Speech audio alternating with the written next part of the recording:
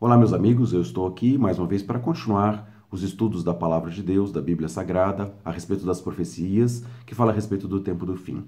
E algum tempo atrás eu tinha entrado já numa série de palavras dizendo sobre o arrebatamento da igreja, menções bíblicas que falam a respeito desse assunto, e depois eu voltei a gravar especificamente no mês de setembro, em vésperas do dia 23 de setembro de 2017, quando por causa da saída do planeta Júpiter da constelação de Virgem, que algumas pessoas começaram a interpretar que era o cumprimento da profecia de Apocalipse capítulo 12, um filho varão nascendo de uma mulher com uma coroa de 12 estrelas na cabeça, as pessoas interpretando isso astronomicamente, e começaram então a pregar que então haveria o arrebatamento, ou então haveria a vinda de Cristo, ou o estabelecimento do período da tribulação com a manifestação do anticristo, o fim do mundo ia acontecer.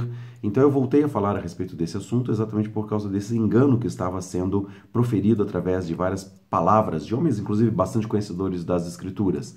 E pegavam um texto bíblico e, claro, aplicaram aquela palavra de Apocalipse 12 ao contexto astronômico que estava acontecendo naquela ocasião e pregando essas coisas. Como também, da mesma forma, houve outros pregadores que, falando a respeito da geração, que Jesus falou em Mateus 24:34, não passará essa geração sem que tudo isso aconteça, falando a respeito, então, que haveria um cumprimento de 70 anos desde a fundação do Estado de Israel, e falaram que, então, a partir de 28 de novembro de 1947, contariam-se 70 anos, usando até o texto bíblico que Deus falou, por acaso uma nação pode nascer num só dia? E assim nasceu Israel, por uma resolução da ONU depois da Segunda Guerra Mundial. Então, alguns pregadores disseram que o arrebatamento, ou a vinda de Cristo, ou essas manifestações do anticristo com a grande tribulação aconteceria 28 de novembro de 2017 também, e de fato não aconteceu. E da mesma forma, como o Estado de Israel nasceu a 14 de maio de 48, mais 70 anos, então há uma grande expectativa de 14 de maio de 2018 que aconteçam várias coisas também. E então eu voltei a falar a respeito desse assunto, do arrebatamento da igreja, e esse assunto que eu vou falar agora também nesse vídeo, falando a respeito das menções bíblicas. É claro que o assunto é muito amplo, nós não conseguimos num vídeo só falar a respeito de vários assuntos.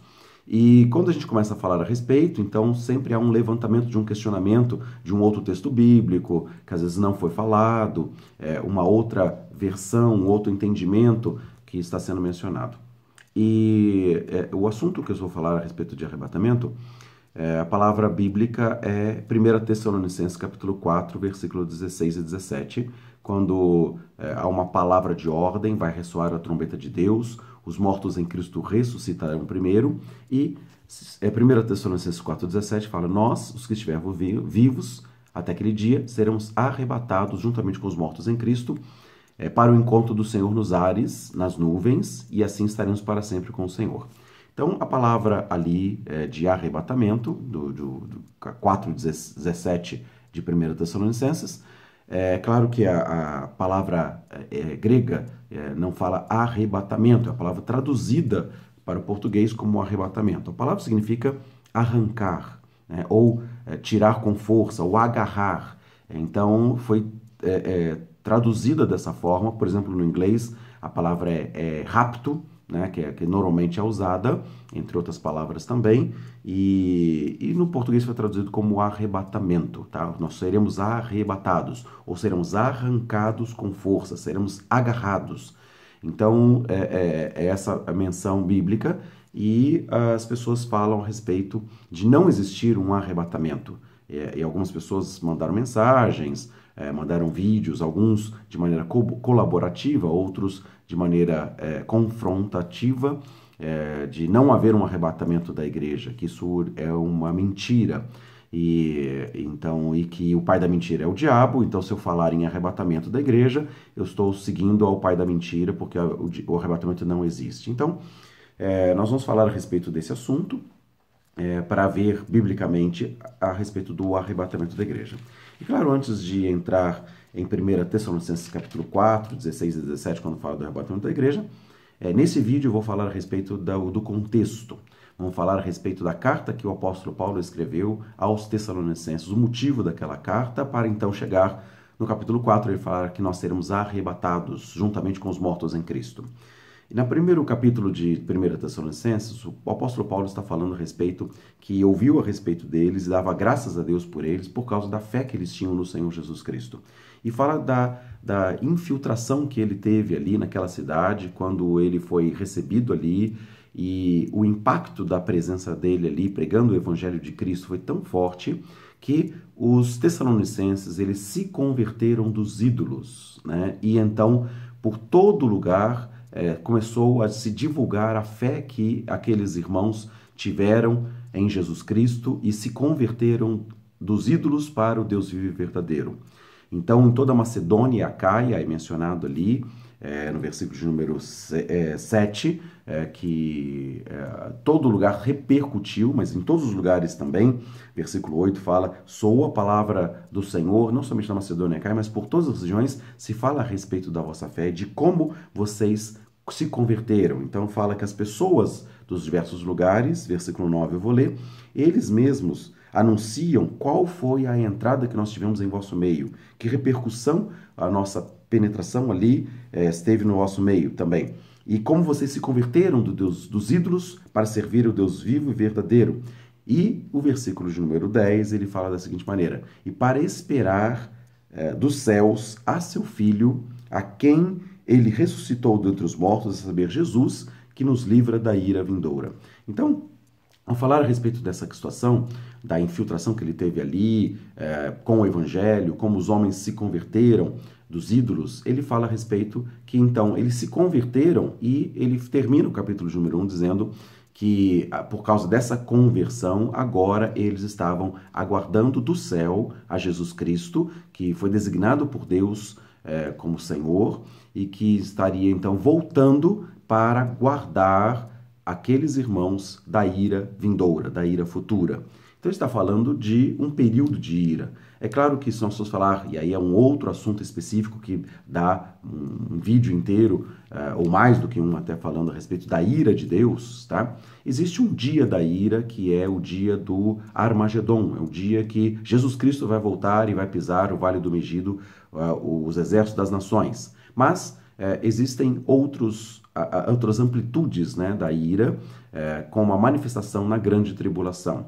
Algumas pessoas, teologicamente falando, falam a respeito que existe a ira dos homens e a ira de Deus. É verdade, existe uma manifestação de juízo através de homens, e Deus usou vários líderes, como o rei do Egito, Faraó, trouxe um juízo de Deus, escravizando o povo ali durante 400 anos, e o rei de Babilônia, e o Império Medo-Persa, o Império Grego, o Império Romano, vários homens, né, na própria história, nós vemos no livro de Reis, os reis de Israel, de Judá, pecavam, então vinham invasores ali que destruíam, tinha um período de ira de Deus e juízo por causa dos pecados do povo de Israel. Igualmente também haverá uma manifestação de juízo através dos homens, na pessoa do anticristo especificamente, durante o período da grande tribulação, quando ele vai estar perseguindo e vai estar matando aqueles que se disserem cristãos e a própria nação de Israel, como é o caso da interpretação do Apocalipse capítulo 12, que é a mulher vestida do sol e da lua com 12 estrelas na cabeça, é a nação de Israel que vai para o deserto, para o seu lugar, onde vai ser sustentada durante 1260 dias, ou um tempo, 2 tempos, metade de um tempo, ou 42 meses, como as menções de Apocalipse capítulo 12, versículo 6, versículo 14, fala a respeito desse assunto. É uma perseguição dos homens, uma perseguição do anticristo, do próprio Satanás também, não é uma perseguição espiritual também, de confronto espiritual, e vai haver esse tempo também, de qualquer forma, na pessoa do anticristo, dessa ira dos homens. Mas também tem a ira de Deus, e aqui ele está falando que, de qualquer forma, as pessoas que se converteram dos ídolos para servir o Deus vivo e verdadeiro vão ser guardadas, que ele vai nos livrar desta ira futura, tá? Que há de vir sobre todos os moradores da terra, como também Jesus mencionou isso em Apocalipse capítulo 3, versículo 10. Haverá um período de tribulação, haverá um tempo de aflição que nunca houve nem haverá jamais, que Jesus mencionou em Mateus capítulo 24, versículo 15, falando do anticristo, e um período de 24, 21 de Mateus fala que haverá um período de grande aflição na terra, de grande tribulação, e ele fala que ele vai estar guardando aqueles que guardam sua palavra ou que se converteram para Jesus como Senhor, vai guardar desse tempo da ira. É claro que então pessoas vão contestar, não, mas ira é só o dia da vinda, é o dia do Armagedon, mas também é um período de juízos de Deus que estão descritos no livro do Apocalipse, a partir do capítulo 6, então vem o anticristo, depois vem guerras, vem crise econômica financeira, vem mortandade, pestes, fera da terra, vem perseguição aos cristãos que estiverem vivos naquela ocasião, tá? E tem várias manifestações, então, descritas no livro do Apocalipse, de juízo de Deus, de um tempo de ira, de manifestação, de juízo, e aqui há uma promessa de que Jesus Cristo vai vir do céu para nos livrar desse tempo da ira. Entrando no capítulo 2 de 1 Tessalonicenses, o apóstolo Paulo continua dizendo a respeito dessa entrada que ele teve ali na cidade de Tessalônica e como ele trabalhou para não ser pesado para ninguém e esteve ali então envolvido com honestidade, exatamente para transmitir não somente a palavra, mas a própria vida dele entregue para que então aquelas pessoas pudessem ser salvas, conhecendo o evangelho da verdade de Jesus Cristo e então se convertendo dos ídolos. Então ele fala no versículo 9 e 10, por exemplo, do capítulo 2, vós bem lembrais, irmãos, do nosso trabalho e fadiga, pois trabalhando noite e dia para não sermos pesados a nenhum de vós, vos pregamos o evangelho de Deus. Vós e Deus sois testemunhas de quão santa e justa e irrepreensívelmente nos ouvemos para convosco os que crestes. Assim como bem sabeis, do modo como vos exortávamos e consolávamos a cada um de vós como pai a seus filhos. E aí no versículo 12, o apóstolo Paulo menciona da seguinte maneira também: para que vos conduzisseis dignamente para com Deus, que vos chama para o seu reino e glória. Então, o trabalho de Paulo ali, não somente um trabalho secular, gerando renda, suprimento, para que não fosse pesado ali, vivendo de oferta dos irmãos, mas ele estava ali na cidade, envolvido em pregar e viver o evangelho de Cristo, de maneira que também aqueles irmãos pudessem igualmente terem um modelo e exemplo. E ele fala no versículo 12 dessa forma, para que eles se conduzissem de maneira digna, como Paulo estava se conduzindo como pai aos filhos, sendo exemplo para eles. E ele fala conduzir-se para Deus, que vos chama para o seu reino e para a sua glória. Então, a perspectiva que o apóstolo Paulo está falando é que exatamente eles não somente estavam sendo salvos de algum momento específico, mas de tribulação ou de ira, como ele fala no capítulo 1, versículo 10, mas também salvos para participar do reino de Deus, para participar da glória de Deus. E aí ele fala então, depois em seguida, no versículos 13 até o versículo 16 do capítulo 2, que eles estavam ali sendo perseguidos pelos concidadãos. Imagina uma cidade que estava focada na idolatria, é como se hoje, por exemplo, no Brasil, a cidade de Aparecida do Norte, que é um centro de religião em que as pessoas vão lá cultuar a Maria como padroeira do Brasil, toda a romaria que é feita, e de repente ali, naquele lugar no Brasil, então há uma repercussão das pessoas, as pessoas abandonam aquela idolatria e se convertem a Jesus Cristo como único Senhor e Salvador de suas vidas e cessa aquele comércio ali. Então, as próprias pessoas comerciantes que vivem daquela idolatria, do culto a Maria lá na cidade de Aparecida do Norte, em São Paulo, como também todos os romeiros, as pessoas que mantêm as suas tradições religiosas. Então, certamente haverá uma perseguição se aquela cidade for impactada com o Evangelho de Jesus Cristo e abandone os seus ídolos, né? Então, isso aconteceu em Tessalônica também. Então, aqueles irmãos que se converteram, quer dizer, repercutiu a fé deles em todos os lugares e na própria cidade deles, então, eles ficaram sendo perseguidos pelos seus concidadãos, assim como também os judeus perseguiram aqueles que se converteram, a seita cristã, e o próprio apóstolo Paulo foi um homem que era um carrasco e levava preso e matava as pessoas que se converteram da religião judaica para o cristianismo, até que ele mesmo teve um encontro com Cristo e se converteu e passou a pregar a fé que antes ele procurava destruir, e ele fala a respeito disso nos seus testemunhos a respeito da sua conversão. E aí, ele termina o capítulo 2, né, o apóstolo Paulo, dizendo que ele estava querendo voltar a ver os irmãos lá em Tessalônica, mas ele estava sendo impedido pelo próprio Satanás. Mas ele fala desta forma, versículo 19 e versículo 20 do capítulo 2. Porque qual é a nossa esperança, ou gozo, ou coroa de glória? Porventura não sois vós, que também diante do nosso Senhor Jesus Cristo em sua vinda? Na verdade, vós sois a nossa coroa e glória. Então, glória e gozo, diz aqui, né?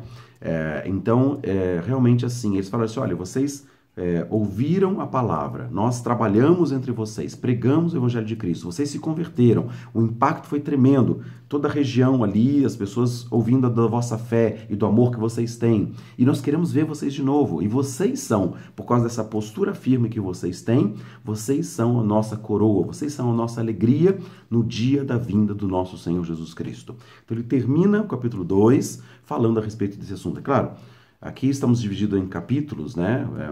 Paulo escreveu a carta em capítulos, né? Os capítulos são feitos conforme os assuntos, né? De maneira didática que nós possamos ler.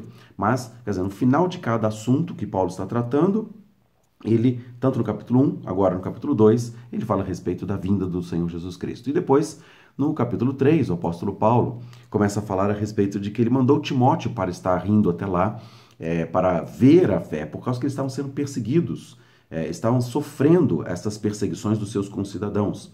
Então, Paulo temeu que o trabalho que ele teve ali tivesse sido em vão, que eles pudessem decair da fé por causa dessa perseguição. Então, por isso, ele envia Timóteo, e quando Timóteo volta ao apóstolo Paulo, trazendo as notícias que eles estavam firmes na fé, que eles não tinham retrocedido, e o apóstolo Paulo até fala assim, olha, eu avisei para vocês que nós somos chamados para essa situação de sermos perseguidos por causa do Evangelho de Cristo, por causa do amor e da fé nessa pessoa de Jesus Cristo.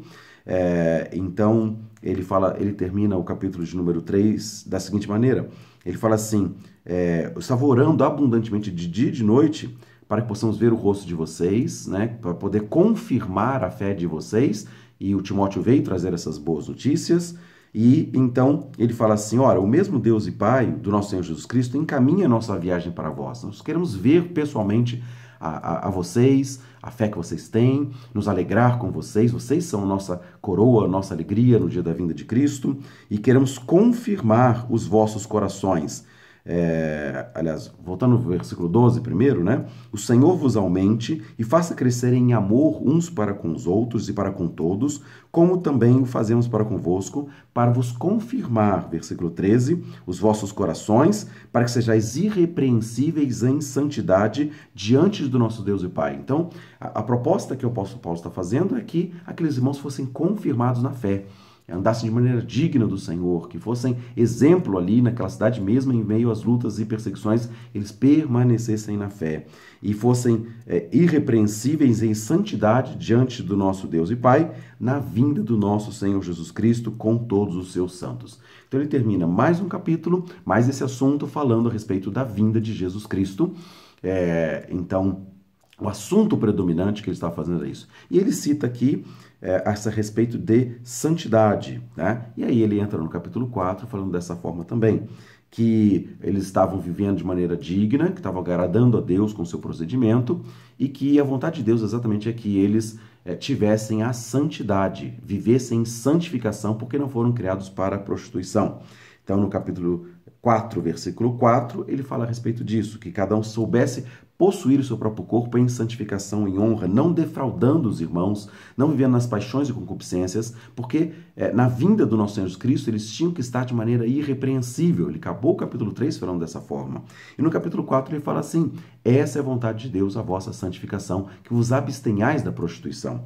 Então ele fala a respeito disso, versículo 3, versículo 4, versículo 5, 6. Então ele fala de um procedimento em santidade. Não somente viver em fé, viver em amor uns para com os outros, mas viver de maneira digna do Senhor e para o seu inteiro agrado.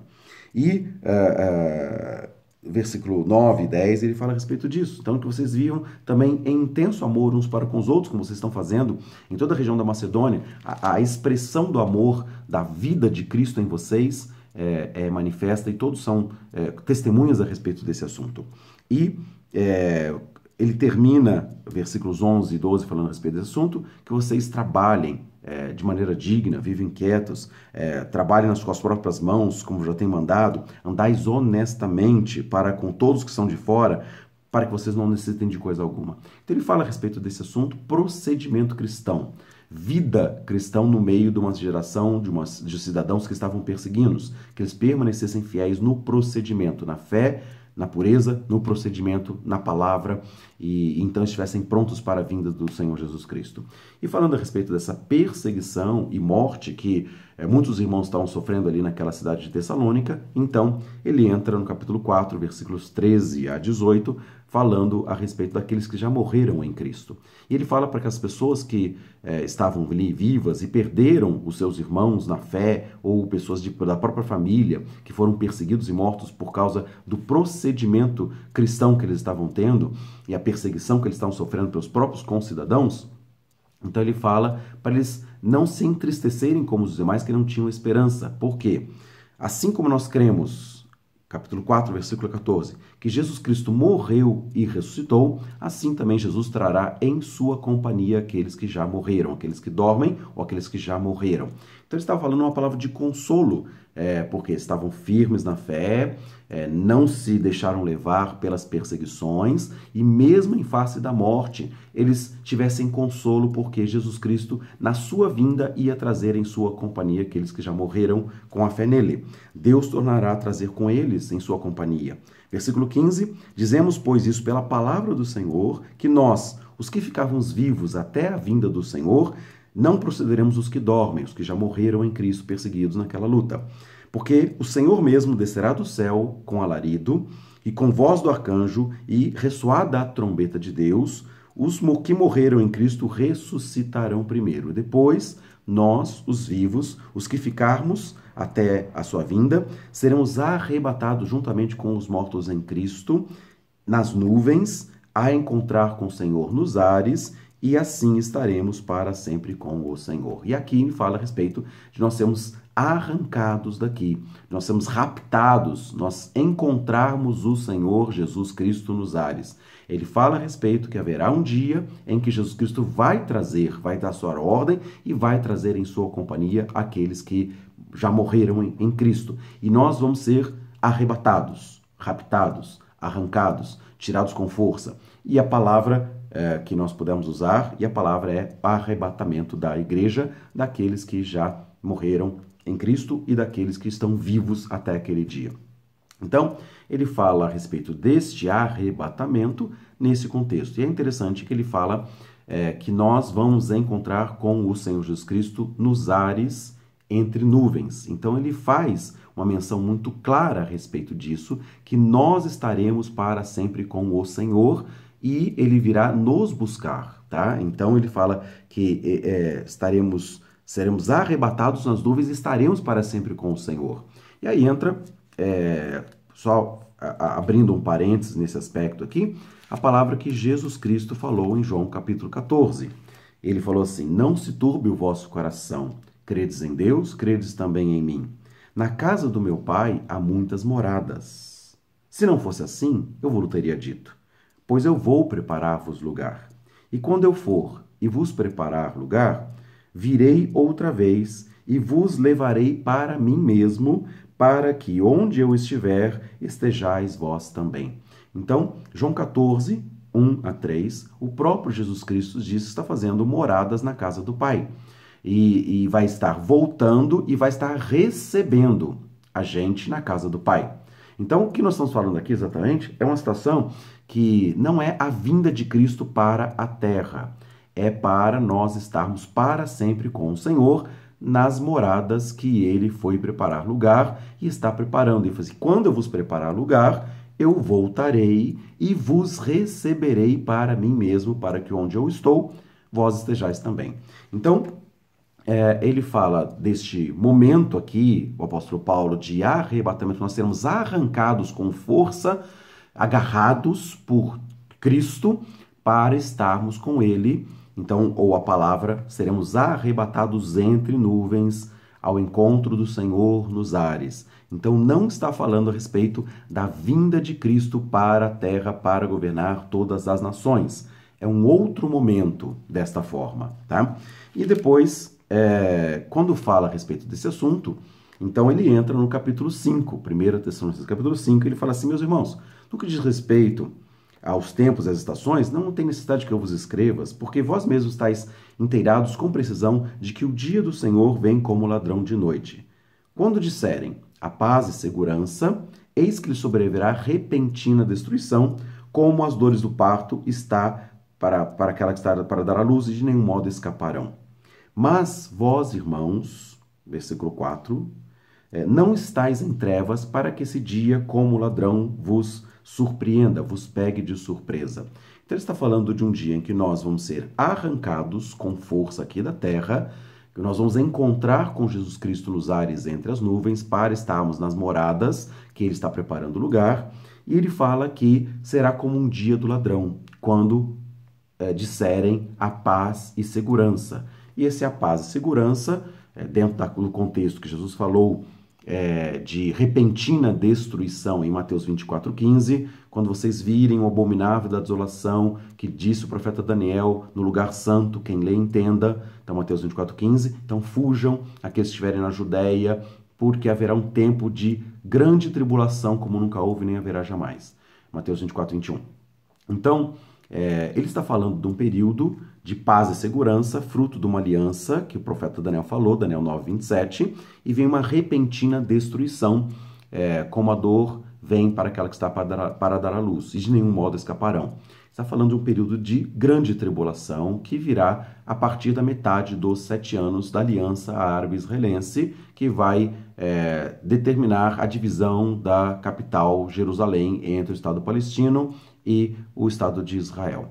Então ele fala, quando andarem dizendo paz e segurança, que é fruto da aliança dos 7 anos, haverá repentina destruição, porque na metade dos 7 anos, Daniel 9,27, o anticristo vai se manifestar e vai estar usurpando o templo de Deus em Jerusalém, que será reconstruído, e vai se assentar no santuário de Deus como se fosse o próprio Deus, segundo Tessalonicenses capítulo 2, versículo 4, que nós vamos falar depois. Então ele está falando dessa forma, quando disserem paz e segurança, vai vir repentina destruição, mas vós, irmãos, não estáis em trevas para que esse dia, como ladrão, vos apanhe de surpresa. Então, será uma surpresa para as pessoas o dia que, de repente, sem aviso prévio, então haverá o arrebatamento e nós estaremos subindo entre as nuvens para o encontro do Senhor nos ares, que é o arrebatamento da igreja, ou rapto da igreja, ou arrancamento da igreja, o nome que você quiser usar, se você não acredita que tem um arrebatamento, que a palavra bíblica não é arrebatamento, mas vão ser arrancados aqui da terra num momento quando houver paz e segurança, e então vai acontecer repentina destruição. É isso que está falando aqui. E aí, então, falando sobre santidade, como ele falou no capítulo 4, no capítulo 5 ele fala também, assim, irmãos, não durmamos como os demais, porque aqueles que se embriagam, é de noite que se embriagam. Nós, porém, que somos do dia, nos revistamos da couraça, da fé e da justiça, do amor, tá? E então ele fala a respeito de santidade, ele continua isso. Nós, que somos do dia, sejamos sóbrios, vestimos da couraça da fé e do amor, e tendo por capacete a esperança da salvação, versículo 9, de 1 Tessalonicenses capítulo 5, porque Deus não nos destinou para a ira, mas para alcançar a salvação por meio do nosso Senhor Jesus Cristo. Então, a mesma palavra ira que ele disse lá no capítulo 1, versículo 10, que nós estamos aguardando dos céus a Jesus Cristo, Filho de Deus, para nos livrar da ira futura, agora ele fala também, Deus não nos destinou para a ira, mas para alcançar a salvação, porque nós vamos ser arrancados por Deus, por Jesus Cristo, vamos encontrar com Ele entre as nuvens e estaremos para sempre com o Senhor nas moradas na casa do Pai que Ele está preparando. Então haverá um arrebatamento da igreja num abrir e fechar de olhos, 1 Coríntios capítulo 15, versículo 52, num momento, num abrir e fechar de olhos ao soar da última trombeta. Nós vamos falar a respeito desse assunto, de trombeta, num outro vídeo, mas eu estou nesse momento aqui falando a respeito desse contexto. Perseguição aos cristãos que estava acontecendo lá em Tessalônica, e ele estava trazendo uma palavra de consolo. Nós podemos ser consolados porque os mortos em Cristo ressuscitarão. E nós também seremos arrebatados, arrancados juntamente com eles, porque Deus não nos destinou para a ira. Porque quando andarem dizendo paz e segurança na primeira metade dos 7 anos, eis que haverá repentina destruição na segunda metade, porque o anticristo vai se manifestar, Mateus 24:15, fazendo uma grande tribulação, Mateus 24:21, e nós não fomos destinados para esse tempo da ira, para o tempo da aflição, para a grande tribulação. Nós somos destinados para a salvação por meio do nosso Senhor e Salvador Jesus Cristo, que morreu por nós, para que, quer vigiemos ou quer durmamos, vivamos juntamente com Ele. Por isso, exortai-vos uns aos outros e edificai-vos uns aos outros, como também já estáis fazendo. E aí ele acaba o capítulo 5 de 1 Tessalonicenses dizendo isso. Irmãos, reconheçam aqueles que presidem entre vocês, que vos admoestam, tenham grande estima e consideração por causa do trabalho que eles fazem, tende paz entre vós. Rogamos também, irmãos, que admoesteis os desordeiros, consoleis os de pouco ânimo, sustenteis os fracos e sejais pacientes para com todos. Vê que ninguém retribua mal por mal, mas segui sempre o bem, tanto uns para com os outros como para com todos. Regozijai-vos sempre, orai sem cessar, em tudo dai graça, porque essa é a vontade de Deus em Cristo Jesus para convosco. Então, mesmo as tribulações que eles estavam passando, as perseguições, as mortes, era vontade de Deus, mas eles não deviam desanimar e retroceder na fé, não deveriam extinguir ou apagar o Espírito Santo, não desprezar as profecias, examinar em tudo, retei o que é bom, abstende-vos de toda aparência do mal. Então são vários conselhos, como ele começou no capítulo 4, de essa é a vontade de Deus, a vossa santificação, que vocês saibam dominar o seu próprio corpo, não para a prostituição, não para a impureza, mas para a santidade ao Senhor. E aqui ele fala exatamente desse procedimento também que os irmãos deveriam ter no cuidado, no trato, no trabalho, na santidade ao Senhor, buscando orar sem cessar, em tudo dar graças, não apagar o Espírito Santo de Deus, não desprezar as profecias, abster de toda forma do mal, ou da aparência até do mal também. E ele termina o capítulo 5 dizendo: e o mesmo Deus da paz vos santifique em tudo, e o vosso espírito, a vossa alma e o vosso corpo sejam plenamente conservados irrepreensíveis para a vinda do nosso Senhor Jesus Cristo. Fiel é o que vos chama, o qual também o fará. Então, toda a carta, depois ele se despede ali, versículos 25 a 28, e acaba a carta aos Tessalonicenses, a primeira carta que ele escreveu. Então, em toda a carta, ou final de cada capítulo, vamos dizer assim, ele termina um assunto e ele fala a respeito da vinda de Cristo. E ele fala a respeito do arrebatamento da igreja. A vinda de Cristo para arrebatar, para nos livrar da ira vindoura, para nos tirar do tempo de destruição, de repentina destruição, como a dor de parto acontece para aquela que está grávida. Então vai haver um tempo de juízo, vai haver um tempo de manifestação das iras de Deus, o juízo, que eu falei, não só um dia da ira, que existe sim o dia da ira, o dia da vingança, que está profetizado no Antigo Testamento, que se fala no Novo Testamento, que é o dia da batalha do Armagedon, quando Jesus Cristo vai voltar e pisar o lagar da cólera de Deus, que vai estar pisando os exércitos das nações. O dia da vingança, Isaías 63, 3 a 6, fala a respeito disso, para restaurar a nação de Israel. Então é verdade que existe um dia da ira, mas existe também esse tempo de ira, uma ira que vai se manifestar com juízo sobre os moradores da terra. E nós vamos falar em outros vídeos com mais outros assuntos, outros textos, para esclarecer um pouco mais. Mas o fato é que a promessa de arrebatamento de 1 Tessalonicenses capítulo 4, versículos 16 e 17, tem todo esse contexto de perseguição, de lutas, e o tempo específico de ira. A promessa é que aqueles que se converteram dos ídolos para servir o Deus vivo e verdadeiro, Jesus Cristo, estamos aguardando Jesus Cristo vir do céu, e ele vai nos livrar da ira vindoura. Capítulo 2, versículo 12. Para que a gente se conduza dignamente para com Deus, que nos chama para o seu reino e glória. Então está falando da vinda do reino de Cristo aqui na terra. Depois ele fala, no capítulo 2, versículo 19, vocês são a nossa coroa, vocês estão firmes na fé, e vocês são a nossa coroa no dia da vinda do nosso Senhor Jesus Cristo. Então, Paulo vai ser recompensado pelo trabalho e fadiga que ele teve ali pregando o Evangelho de Cristo. Ele fala, vocês são a nossa coroa no dia da vinda do nosso Senhor Jesus Cristo.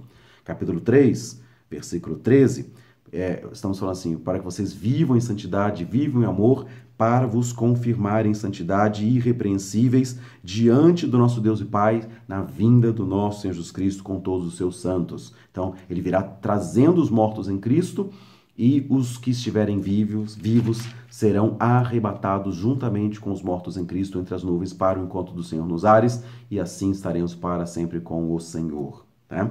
Então ele fala isso depois então do arrebatamento, capítulo 4, versículos 16 e 17. Capítulo 5, ele fala, o dia do Senhor virá como ladrão de noite, 5:2, quando disserem paz e segurança, para que sejamos arrebatados e nós não seremos pegos de surpresa. Haverá um reconhecimento, como Deus falou com Noé, daqui a 7 dias você entra na arca e vai cair o dilúvio. Assim também, os filhos da luz e os filhos do dia não serão pegos de surpresa. Não será um arrebatamento secreto desta forma que ninguém vai saber. Tá?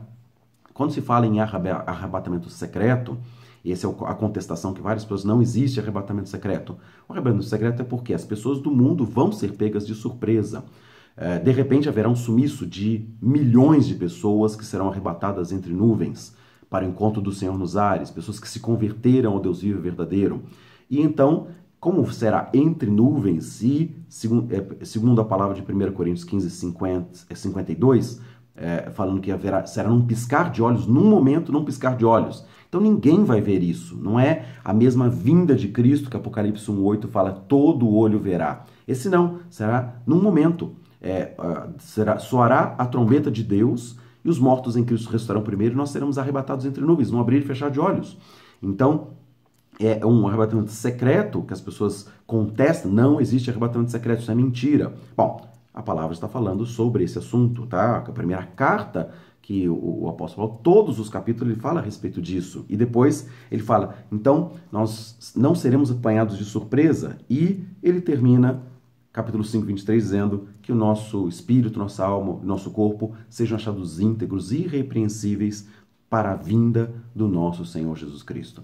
Então, haverá um arrebatamento da igreja, sim. As pessoas que se converteram, as pessoas que estão vivendo de maneira digna do Senhor, em santidade, vão ser confirmadas exatamente e vão ser chamadas pela trombeta de Deus e serão arrebatadas.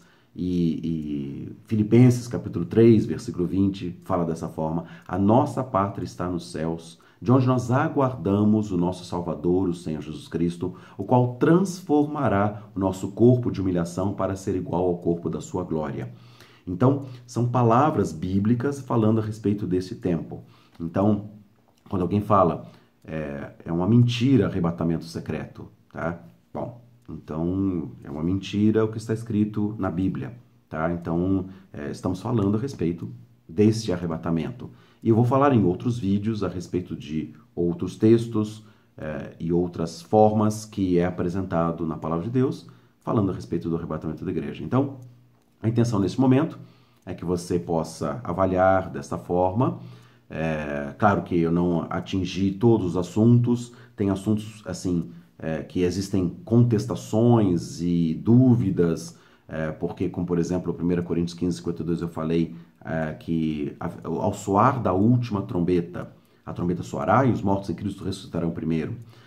Então as pessoas falam, essa última trombeta lá de Apocalipse, a 7ª trombeta. Tá? Então tem dúvidas a respeito disso, as pessoas acham então que a vinda de Cristo vai ser nessa última trombeta com o arrebatamento da igreja. Então que as pessoas vão passar a grande tribulação, a igreja vai passar a grande tribulação por causa dessa confusão. Eu vou falar a respeito desse assunto da última trombeta num outro vídeo, tá?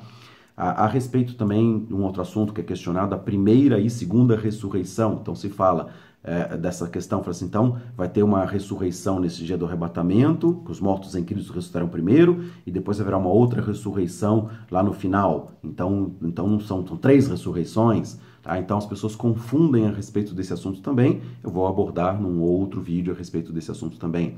E outros questionamentos, como por exemplo, em Apocalipse capítulo 13, versículos 6 e 7, fala que o anticristo vai perseguir os santos durante 42 meses, exatamente aquele período da grande tribulação. Então, que santos eles vão perseguir? Então, a igreja não vai ser arrebatada porque ela vai ser perseguida com o anticristo? E não. A palavra que Jesus deu eu vou guardar vocês da hora da aprovação que há de vir sobre o mundo inteiro.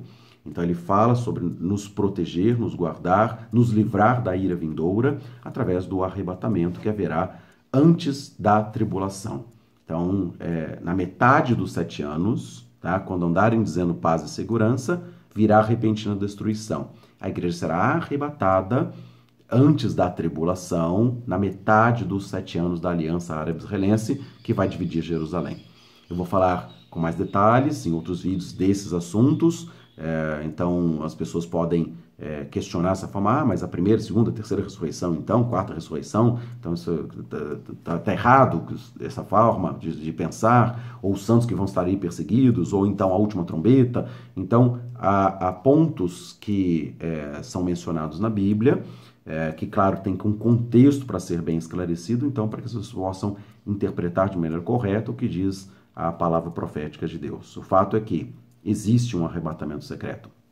Quando no título eu coloquei o maldito arrebatamento secreto, não que seja amaldiçoado o arrebatamento secreto, né? Ele é mal falado, ele é mal entendido, ele é mal interpretado, ele é mal ensinado. Então ele é maldito por causa disso, tá? Mal falado. Mas é bendito o arrebatamento porque será uma maneira que Jesus Cristo vai usar para nos livrar da ira vindoura, da hora da provação que há de vir sobre o mundo inteiro para experimentar aqueles que habitam sobre a terra. Apocalipse 3:10, palavras do próprio Senhor Jesus Cristo. Ou, voltando à palavra de Jesus Cristo, João 14:1-3, ele está preparando o lugar e vai nos levar para a morada na casa do Pai. Que seja essa sua fé, que seja a sua esperança, baseado no que está escrito na palavra de Deus. Então, em outros vídeos, nós vamos continuar a respeito desse assunto. Eu espero que esse vídeo possa ter sido esclarecedor em alguns pontos. É claro que as pessoas que não acreditam no arrebatamento secreto e que falam que isso tudo é uma mentira, vão contestar por esses pontos ou outros pontos que eu mencionei, mas que eu vou estar falando em outros vídeos e espero que seja de maior clareza para que então você possa ter a sua fé também em Jesus Cristo, viver em santidade e ser livre da ira que há de vir sobre os moradores da terra através do arrebatamento da igreja. Você possa estar vivo para experimentar, num abrir e fechar de olhos, o soar da trombeta, você subir aos céus para o encontro do Senhor nos ares e estar para sempre com o Senhor. Que Deus abençoe, Deus dê graça, luz, entendimento espiritual a respeito dessas verdades que estão na palavra de Deus. Um grande abraço e seguimos esses assuntos nos próximos vídeos.